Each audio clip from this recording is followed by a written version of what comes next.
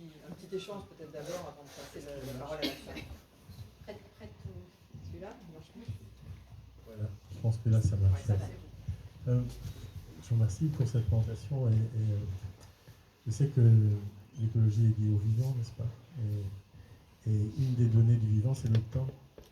J'ai beaucoup apprécié le moment où vous parliez justement du fait que ce qu'on appelle la chronotopie, vous savez, dans la manière de penser la ville, chronos le temps, topos le lieu, et comment l'intégration du temps dans la pensée de l'urbain permet d'étendre, d'augmenter, d'accroître les espaces qui pourtant ne changent pas de taille, mais changent d'usage. Et je crois profondément à cette possibilité que vous évoquiez sur vos cours, sur ces espaces-là. Je pense que c'est une posture que l'on peut déployer quasiment à tous les niveaux de la pensée de l'urbain. Il y a peu de villes en France qui ont des bureaux du temps. Il y en a un à Rennes. Et je pense que écouter les gens qui s'occupent du bureau du temps à Rennes, c'est toujours utile. Voilà. Mais je vais vous dire ça parce que je pense que cette piste-là, qui est cette entrée par le temps dans l'espace, c'est un outil très puissant. Et voilà. Il y avait historiquement une agence des temps à Poitiers qui a disparu, je ne sais pas pour quelle raison, et puis que nous avions pour projet de réactiver, et puis une priorité en chassant une autre. On n'a pas encore réussi à remettre ça en œuvre, mais c'est vrai que cette dimension des usages, de penser les usages dans tous les temps de la vie des gens et dans tous les temps de la ville, ça fait partie des dimensions qui nous animent lorsqu'on pense un projet, notamment dans le dialogue avec les architectes. Je voudrais juste rajouter quelque chose qui est en fait la question de la diversité. Dans son dernier livre, Edgar Morin parle de la diversité encore de façon magnifique, et en expliquant que la diversité, c'est le seul universel qui existe sur Terre, et que c'est un universel concret. Et du coup, penser le territoire, penser le ménagement des territoires et pas l'aménagement du territoire, le ménagement des territoires renvoie à cette possibilité de voir les différences et de travailler sur les grandes variétés. Je ne vais pas vous raconter toute l'histoire, mais la France n'est plus à 77,9% urbaine. Vous vous souvenez de ce chiffre incroyable de l'INSEE qui nous faisait croire que la France avait une population à 77,5% urbaine parce qu'il y avait ville pour 2000 habitants agglomérés. La définition du urbain a changé en France et dans le monde entier. Et maintenant, on parle de communes. On ne parle plus de urbain et de rural, on parle de communes. Communes denses, communes semi-denses, communes peu denses et communes très peu denses. Et en fait, la possibilité de regarder enfin le territoire sur toutes ces dimensions-là fait que, par exemple, si on aurait pensé à peut-être différemment dans le temps et dans son rapport au territoire, je pense si cette façon trop urbano-centrée qui a organisé la ville et l'aménagement du territoire, si ça n'avait pas été ce qui a amené à la métropolisation, par exemple. Et donc aujourd'hui, on a un outil, et donc je vais vous donner les chiffres de l'INSEE aujourd'hui, bien sûr. La France est à 37,9% urbaine, dense.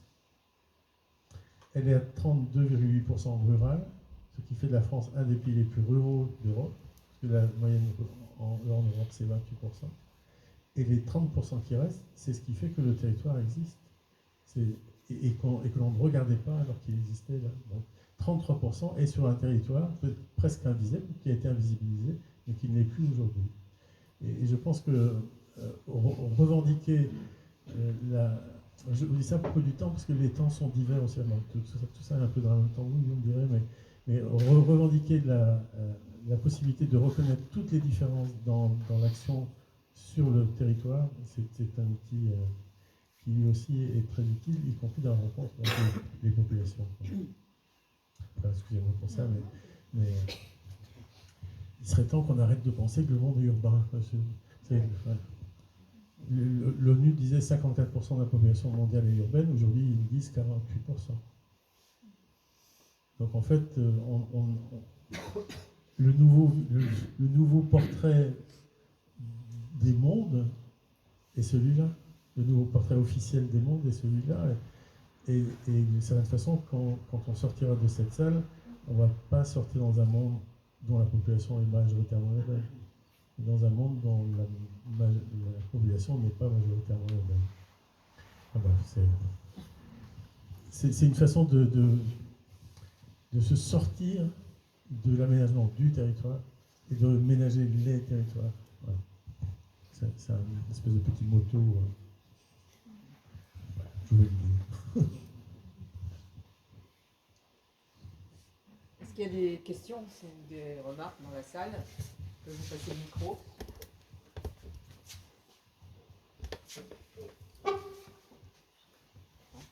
Qui se lance? Ah, vous avez scotché. Non? Personne? Hein? Je veux bien commencer, moi, du coup, si jamais.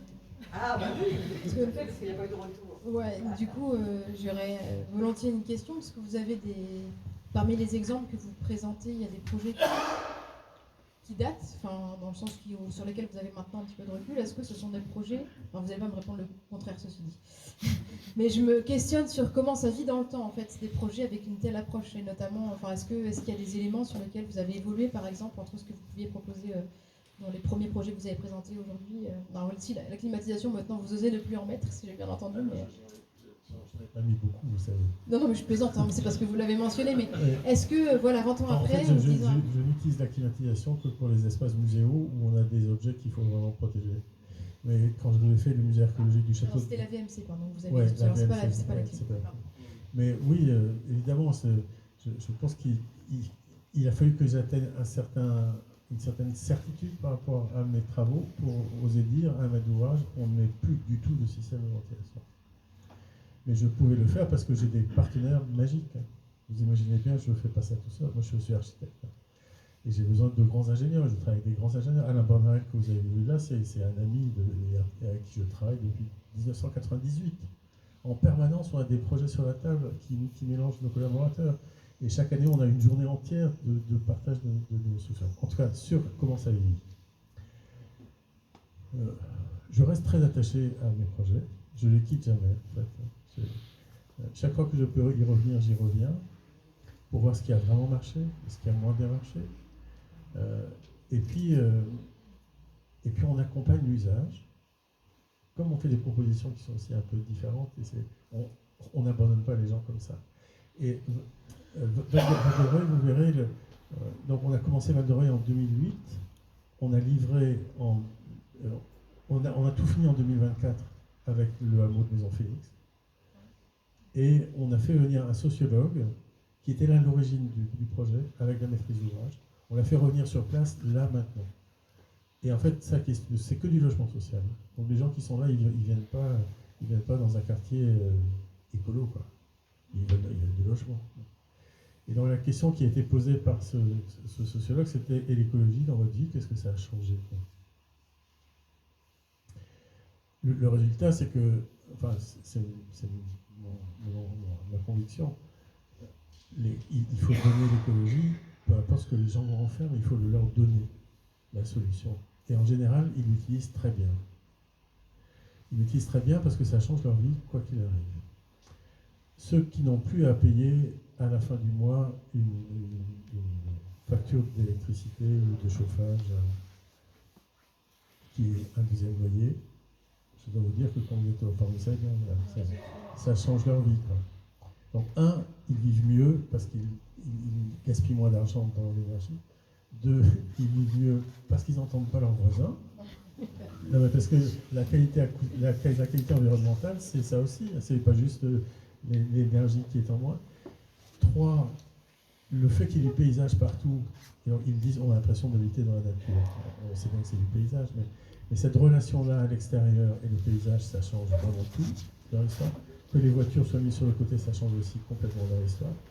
Et puis, il y a des usages assez heureux qui sont arrivés. Donc, le vieillissement, en fait, le vieillissement du projet, l'usage du projet se fait vers une écologie douce. C'est ce que l'on ressent là. Moi, il m'est arrivé de faire une chose dont je suis triste, parce que je suis triste. Il y a un de mes plus beaux projets en bois qui est parti dans un incendie. Ouais. C'est à Isadia, en Anglette, et c'était ma plus belle structure en bois, mais vraiment, quoi. Et Et quand c'est arrivé, 15 ans plus tard, mais vraiment, j'ai vraiment eu le sentiment d'avoir tout perdu. Et vous voyez, c'est encore là. Bon. Et je me dis que j'aurais dû penser à d'autres choses au moment où je l'ai conçu, pour m'assurer que, malgré cet incendie quoi, parce que c'est une forêt qui a brûlé, lui et est parti dans la forêt, que j'aurais dû y penser davantage. Voilà. Et j'ai un regret sur ça. Et je pense que je pourrais encore avoir des regrets par-ci par-là, hein. Pas forcément. Enfin. Nous, on fait que des prototypes, hein, donc ça ne marche pas complètement chaque fois. Ah, une question. Tu veux le micro? Bon, normalement ça va marcher, mais c'est pour lancer les copains. Non, c'est une question qui est destinée à vous deux. La question, c'est comment on fait, il y a des bouts de réponse, mais en gros, creuser le sujet de comment faire en sorte que finalement la frugalité soit la nouvelle manière de construire, surtout de réhabiliter demain, en fait, en gros. Donc, sur les questions de frugalité, on a pas mal vu ces dernières années, enfin, il y a quelques années, des belles expérimentations, des bons retours d'expérience, des choses sur lesquelles on s'appuyait. On a le sentiment que, quand même, ces techniques-là, ça se développe un peu. Mais comment on passe à l'échelle? C'est un sujet que j'ai pas mal évoqué aujourd'hui du côté de Bordeaux, sur la question de passer à l'échelle. Et voilà. C'est une question, je pense, ça peut être intéressant d'avoir vos deux points de vue, avec deux angles différents. Il faut des bons maîtres d'ouvrage. Il faut des bons architectes. Je le dis très sérieusement. Je le dis très sérieusement. Enfin, nous, les architectes, on fait notre travail. Et les architectes qui sont engagés dans la frugalité, il faut leur travailler de manière frugale. S'il n'y a pas un bon maître d'ouvrage, on ne peut pas le faire. Non, mais c'est pas une blague parce que vous êtes à côté de moi, je le pense très sérieusement. Et que la qualité du projet, c'est essentiellement la capacité du maître d'ouvrage à comprendre, à se projeter. Ce qui n'est pas si simple que ça. Hein. Les architectes, leur métier, c'est de se projeter. Pour un maître d'ouvrage, c'est différent. Donc, c'est aussi pour ça que la question du temps est essentielle, je crois. Je réalisais récemment que... D'ailleurs, c'était en visitant votre projet de la caserne avec quelqu'un qui était ingénieur, thermicien. Est-ce qu'il est là? Est-ce qu'il est parti? Et il me disait qu'il avait travaillé pour la HQE à l'époque, la HQE 97, 98. Et il disait qu'il s'était passé beaucoup de choses entre-temps, depuis 97. Et en fait, je lui ai dit, je pense qu'on a gagné la bataille culturelle. C'est-à-dire qu'aujourd'hui, tout le monde sait qu'on ne peut plus faire comme avant. On n'a pas gagné la bataille du terrain. Donc c'est pour ça qu'il faut des maîtres d'ouvrage. Et après, à chaque projet, il faut se battre. Et à chaque projet. Et pas baisser les bras. Et il faut en faire 10, il faut en faire 20, il faut en faire 100, il faut en faire 1000. Ne pas attendre l'autorisation qui viendrait de l'État. Ne pas attendre une autorisation qui viendrait des députés. Jamais attendre, quoi. Faire. Quoi. Le temps presse. Hein.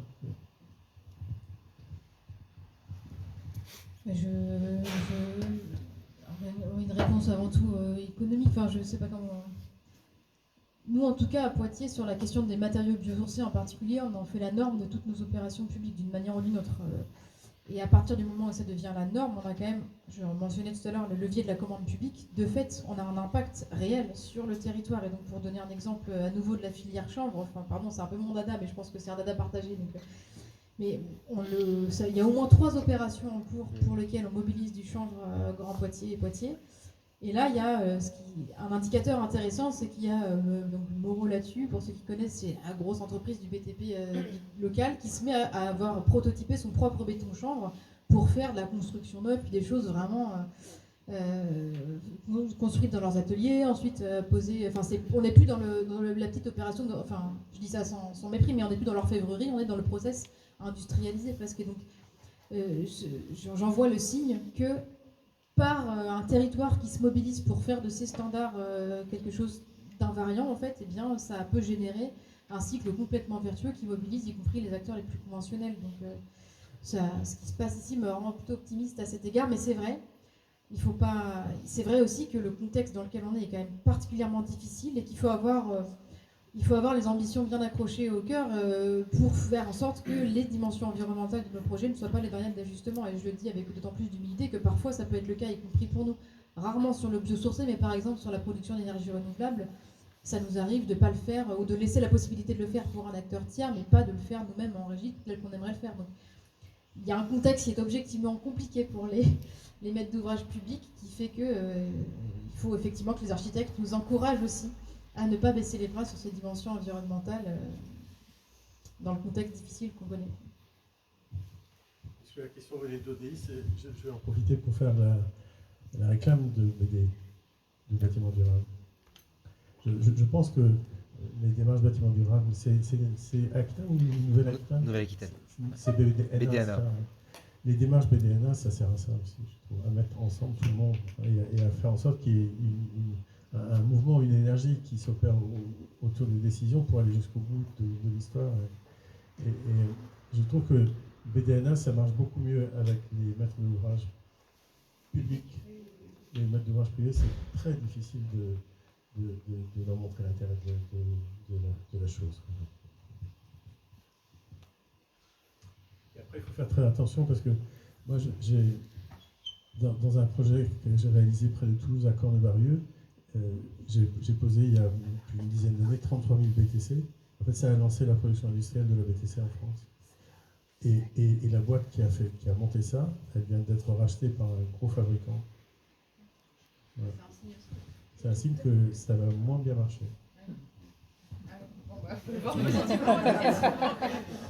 C'est un signe que c'est porteur. Oui, mais à court terme, peut-être, c'est surtout qu'il faut qu'il y ait la demande. Vous voyez, si je vous dis cyclotère à Paris, vous voyez ce que c'était, la réutilisation des terres excavées du Grand Paris Express. Donc, il y a un espace qui avait été prévu pour ça, donc ça s'appelle cyclotère, qui s'est arrêté parce qu'il n'y avait pas la demande. En Ile-de-France, il n'y avait pas la demande sur la BTC. Là, ils viennent de trouver un nouveau repreneur. Mais on voit bien, enfin, c'est aussi pour ça que les maîtres d'ouvrage sont importants, parce que faire ces choix-là sont des choix essentiels pour aider une filière. Et je comprends bien que vous êtes très attachés à aider vos filières locales, mais il faut aller jusqu'au bout de l'histoire. Et ne pas avoir peur de payer un peu plus cher pour quelque chose quand ça peut aider à faire en sorte que la filière... Une petite remarque par rapport justement à l'écologie, comme tu l'évoquais. Elle passe souvent pour quelque chose de chiant, qui emmerde, qui ne concerne peut-être qu'une toute petite partie de la population. Que le fait de regarder cette écologie sous la forme effectivement d'une frugalité heureuse peut effectivement peut-être être un moyen peut-être de faire changer un peu le regard, d'obliquer en fait le regard de façon différente. Et puis un autre point, peut-être puisqu'on parlait un peu d'urbanisme et de ménagement du territoire, sur ces quartiers commerciaux aussi qui sont à la périphérie et qui sont aujourd'hui les futurs enjeux du développement, notamment de l'habitat, de la façon dont la population va bouger. Tu évoquais ces franges effectivement entre habitants, et que effectivement là aussi à ces endroits-là, et on le voit quand on traverse un peu le Poitiers, on voit effectivement notamment au niveau de la rocade qui fait une espèce de ceinture un peu bruyante, un peu passante, que effectivement il y a peut-être des moyens aussi de rattacher un peu les choses sur le territoire de Poitiers, entre autres.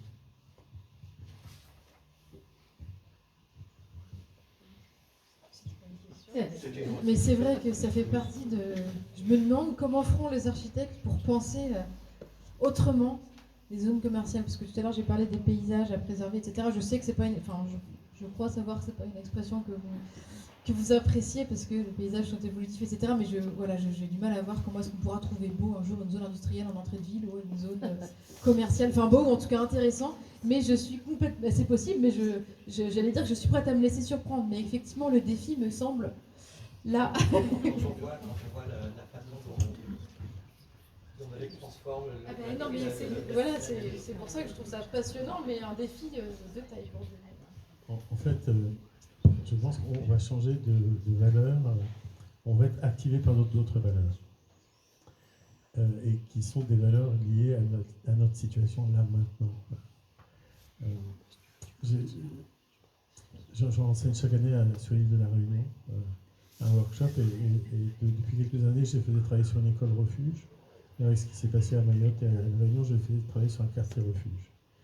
Ça a été passionnant de voir comment ces jeunes ont pris cette notion du refuge, l'ont déployée sur 3 quartiers, mais vraiment de renouvellement urbain à Saint-Denis et La Réunion, avec des idées qui sont les leurs, et en faisant de cette notion du refuge une notion indispensable.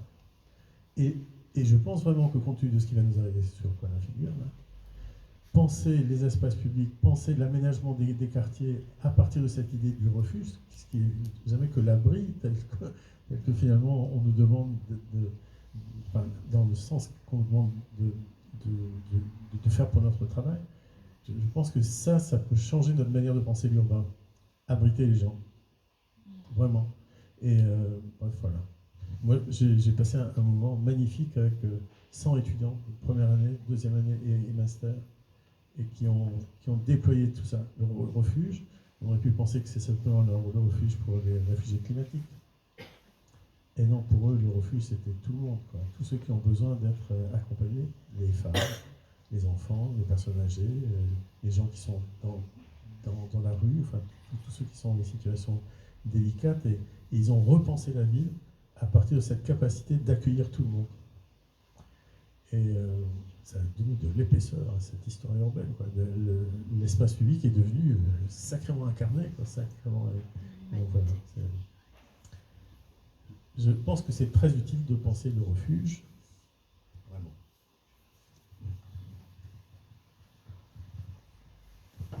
Est-ce qu'il y a d'autres mains qui se lèvent? D'autres qui ont soif? Ah, et une dernière alors. Tu as soif ou tu veux parler? Non, il y a Attends, il y a Julien aussi. Il y avait Julien. Ah, Julien? Ouais. Enfin, après. Ouais. La question, c'est pour vous, monsieur Malek. Moi, j'ai été marqué par votre réflexion sur quand j'entame un projet et que je regarde la programmation en général, je m'en occupe pas et puis je repars de zéro. Je l'ai interprété comme ça, peut-être que je me suis trompé. Ça n'est pas tout à fait faux. C'est pas tout à fait faux. C'est plutôt une bonne réponse. Alors, moi, je suis interrogatif parce que, en tant que maître d'ouvrage, et puis j'ai quelques années derrière moi et fait quelques projets, j'ai pu aussi m'apercevoir que il y avait des étapes de programmation qui étaient carrément ratées. Mais quand on est maître d'ouvrage, on a un besoin d'avoir un cadre pour obtenir des engagements, obtenir des financements, obtenir aussi une certaine adhésion, que ce soit pour des bâtiments, des quartiers, etc. Et donc, il est nécessaire de faire cette étude préalable. Enfin, moi, en tout cas, j'y crois. Maintenant, ma question est la suivante, c'est comment est-ce qu'on arrive à allier ce besoin, pour moi, structurant, il me semble que c'est encore une fois nécessaire, avec toutes ces bonnes idées, que ce cadre ne soit pas contraignant, mais au contraire, qu'on puisse s'exprimer à l'intérieur, et que tout ceci permette voilà, d'exprimer tout ce qu'on a vu ici, tout ce que vous avez présenté. Merci. J'ai commencé à travailler au tout début des années 80, fin des années 80, début des années 90, donc c'est le rapport Baudland, c'est 1987. Hein. Donc l'apparition de la notion de développement durable au travers du rapport Baudland, c'est 1987. Moi j'ai enseigné à Harvard et j'ai eu des cours sur le développement durable en 91 à Harvard. Et tout mon travail a été fait autour de l'écologie et du développement durable, qui était pour moi un vrai outil. Quand j'étais face à des programmes qui m'arrivaient dans les années 90, aucun ne portait des enjeux de développement durable, quasiment aucun. Et donc moi j'ai fait de l'écologie sans jamais dire que j'étais écolo, hein. Jamais. Quoi. Surtout que j'ai beaucoup travaillé dans le monde rural, et dans les années 90, le monde rural et l'écologie, c'était pas tout à fait réglé, peut-être pas encore totalement aujourd'hui. Disons qu'il y a des messages qui sont passés. Donc effectivement, les années 90, systématiquement, je réécrivais le projet. Je réécrivais à partir des demandes qui sont les demandes essentielles, hein, qui sont les demandes de l'usage. Vraiment. L'usage, c'est la base de tout. Quand on est dans la négociation avec des citoyens, c'est la vie quotidienne qui est le cœur de tout, quoi. Parler de la vie quotidienne vous donne toutes les réponses. Mais vraiment, quoi. Donc je faisais ce travail-là, mais vous pouvez pas savoir le nombre de projets que j'ai perdus. Et le nombre de projets que j'ai gagnés et qui ont été tellement bien parce qu'ils ont été gagnés autrement qu'on s'y attendait. Et là, je vais pas vous donner le nom de la ville. Enfin, si, je pense que ça peut être connu maintenant, mais je continue à le faire en permanence. Par exemple, une commune près de Lyon nous demande de réfléchir sur l'école élémentaire qu'ils ont dans le cœur de ville. Ils nous demandent de réhabiliter le bâtiment. Vous m'avez entendu, moi je suis pour la réhabilitation. Et là, j'ai déconstruit l'école et j'ai construit du neuf ailleurs. Pourquoi ? Parce qu'on était sous une ligne à haute tension. Donc j'ai pas répondu au programme, mais j'ai écrit une lettre très sérieuse en expliquant pourquoi ils ne pouvaient pas faire en sorte que les enfants, enfin, ils ne pouvaient pas installer leur population sous ces lignes à haute tension. On a expliqué ça très sérieusement. On a dit c'est pas parce que la loi française l'autorise que l'OMS l'autorise et que l'Europe l'autorise et que la loi française changera certainement pour ça. On a gagné. Donc soit j'allais perdre avec un jury qui dit mais vous répondez pas au concours, quoi. Soit je gagne et je gagne à l'unanimité. Donc bon, voilà, enfin, c'est peut-être plus facile pour moi parce que je ne sais pas faire autre chose, mais je pense qu'on n'a pas fini de devoir le faire, quoi, du coup dans l'éthique. Ouais. Mais les programmes sont essentiels. Mais c'est qu'il faut trouver des bons programmistes, quoi. Et il y en a de plus en plus, hein, vraiment maintenant. Enfin, là, on est quand même au premier quart du 21e siècle, quoi. Il y en a aujourd'hui qui sont de très bons programmistes, quoi. Mais ils ne chiffrent jamais bien les projets.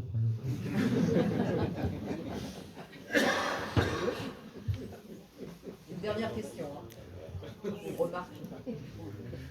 Bonsoir. Je reviens sur la notion de refuge. Je voulais savoir si pour vous, qui accordez une grande importance au paysage dont l'architecture fait partie, si la végétation, les arbres, les plantes, pouvaient être considérées comme un matériau d'architecture frugale. Dans le sens où, entre deux arbres, on peut considérer qu'il y a un volume, un espace, que ça crée peut-être une intimité, que le confort y est un peu différent par rapport au plein soleil. Et est-ce qu'à cet égard, sur les projets que vous suivez depuis 15-20 ans, vous avez pu observer une maturation de ces espaces plantés et un usage qui change, une appropriation qui vous surprend ou qui peut être considérée quelque part comme une architecture qui fait partie du projet. Merci pour cette question. Vous ne le savez pas, mais j'ai enseigné le paysage pendant plus de 10 ans à l'école du paysage de Versailles, alors que je ne suis pas paysagiste. J'ai été invité par Michel Corajou, et donc qu'est-ce que j'ai enseigné ? J'ai enseigné ce qu'il y a en commun entre le paysage et l'architecture, qui est l'espace. Et je n'ai fait que ça.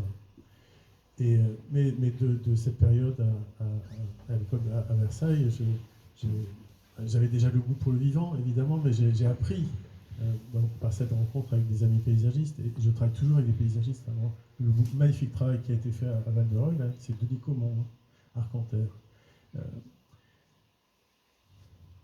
Les arbres fabriquent des espaces, hein. Et c'est du paysage. L'urbanisme, c'est du bâti et du non-bâti ensemble. C'est la même chose, mais c'est consubstantiel. Enfin, il n'y a pas d'écart entre l'ombre portée par un arbre et la qualité de l'espace intérieur dans un séjour. C'est d'où la coupe, d'où les échanges, hein, d'où les osmoses. Enfin, on est plutôt dans ces logiques-là. Hein, quand on travaille sur la base du vivant, il y a le temps et il y a les osmoses, quoi, il y a les échanges, comme ça. Donc pour moi, Et parce que je me suis aussi battu à une certaine époque quand j'étais à l'école du paysage pour qu'on ne dise pas architecte paysagiste. Vous connaissez cette bataille-là? Les paysagistes, les paysagistes, il y en a qui disent je suis architecte paysagiste, pourquoi pas. Enfin, mais à Versailles, il n'était pas question que le titre devienne architecte paysagiste. Quoi. Pas question. Hein. Et je comprends ça.